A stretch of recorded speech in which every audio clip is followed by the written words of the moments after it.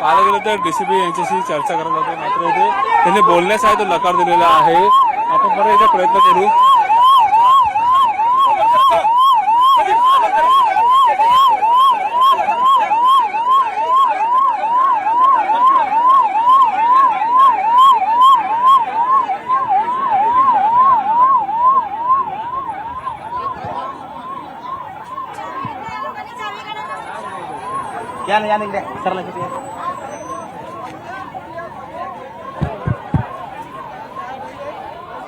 आपण पुन्हा एकदा डीसीपी आहे तिकडे त्यांची चर्चा करून घेऊया। आपण पाहायला गेलं तर या ठिकाणी पोलीस प्रशासन आहे ते बोलण्यास त्यांनी नकार दिलेला आहे। आपण पाहायला गेलं तर त्या ठिकाणी गेलो असता डीसीपी हे बोलण्यास नकार देत आहेत।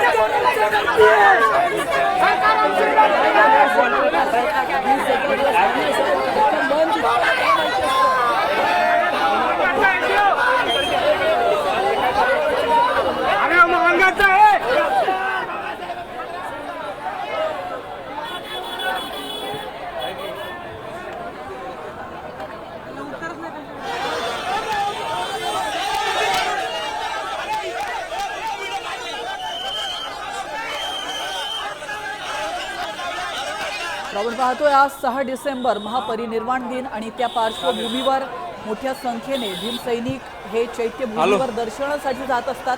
मात्र आज काहीसं वेगळं चित्र या ठिकाणी पाहायला मिळत आहे। चुनाभट्टीजवळ भीमसैनिकांनी रास्ता रोको केला।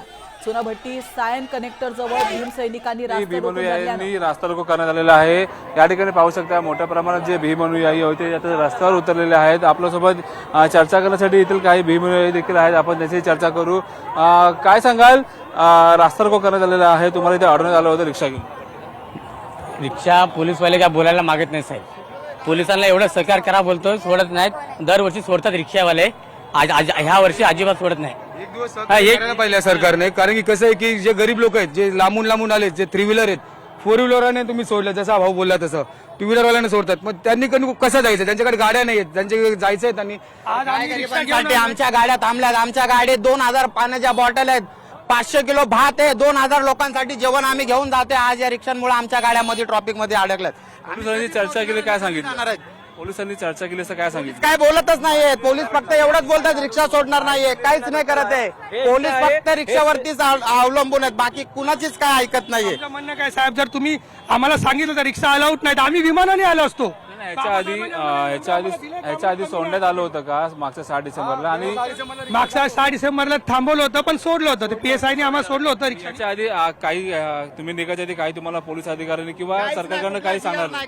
सर, आमचं म्हणणं काय, जर तुम्ही आम्हाला 1-2 दिवस अगोदर आम्हाला तुमच्या माध्यमातून जर सांगितलं असतं की रिक्षा अलाउड नाहीये 6 डिसेंबरला, तर आमचे लोक एवढे शहाणे लोक आहे की नसते आले, विमान करून ते सातारला पोहोचले असते। आम्ही विमान आता नवीन प्लॅटफॉर्म तयार करा सांगून विमानाने येत जाऊ, काही प्रॉब्लेम नाही। कारण की सरकार रिक्षा 3 व्हीलरला तुम्ही बोलतात नाही, तर मग आम्हाला बॅनर लावा ना जागी किंवा 3 व्हीलर आणू नका, प्रॉब्लेम होणार आहे ना, याच्या पुढे 3 व्हीलर जात नाही, तर आम्ही मान्य केलं। तर तुम्ही आम्हाला काही सांगत नाही, GR नाही, काय नाही, लगेच आल्यानंतर सांगण्यात आलं नव्हतं रिक्षा आणून? माहितीच नाही ना सर, काहीच नाही, पहिलेच टाइम। हे दरवर्षीचे नाटक आहेत पोलिसांचे, गेल्या वेळेस पण 2 तास थांबवले, 4 तास थांबवले, शेवटी 6 लाखच्या नंतर रिक्षा सोडली, पण सोडली।